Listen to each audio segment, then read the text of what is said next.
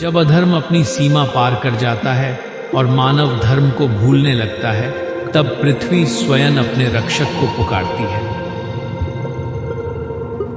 यही समय होता है भगवान कल्कि के अवतरण का, जो कलयुग का अंत करने के लिए जन्म लेते हैं।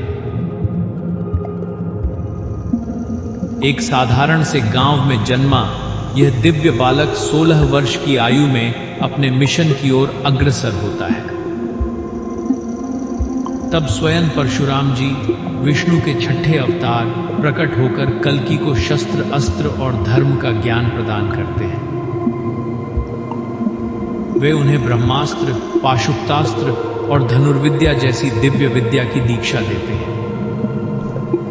यह शिक्षा केवल युद्ध की नहीं, बल्कि धर्म की रक्षा और अधर्म के विनाश का मार्ग है। पृथ्वी पर पाप और अंधकार के बढ़ते प्रभाव से राक्षस कली जन्म लेता है, जो मानव के लोभ, हिंसा और वासना से उत्पन्न हुआ है। उसके साथ कोक और विकोक जैसे अमर राक्षस तथा विशाल राक्षसी सेना भी होती है।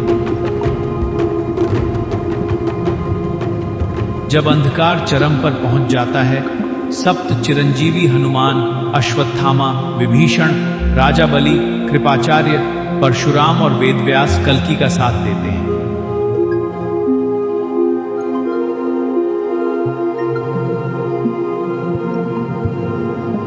कली को शक्ति देने वाले उसके सेनापति कोक और विकोक को मारना असंभव माना जाता है। तब स्वयं ब्रह्मा प्रकट होकर कल्कि को उनका अंत करने की गुप्त विधि बताते हैं। सत्य की तलवार से कल्कि कोक, विकोक का अंत करते हैं और फिर स्वयं कली को युद्ध भूमि में ललकारते हैं।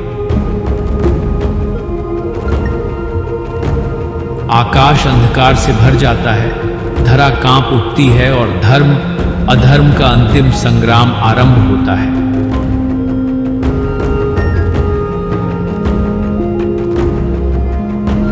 एक ही प्रहार में कल्कि कली को चीर देते हैं और उसकी चीख युगों तक गूंजती रहती है। उसके विनाश के साथ कलयुग समाप्त होता है।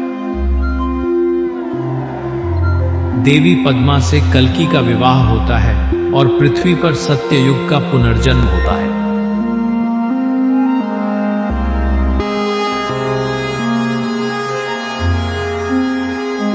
ऐसे ही और कहानियों के लिए हमारे चैनल को सब्सक्राइब करें और लाइक करके साथ रहें।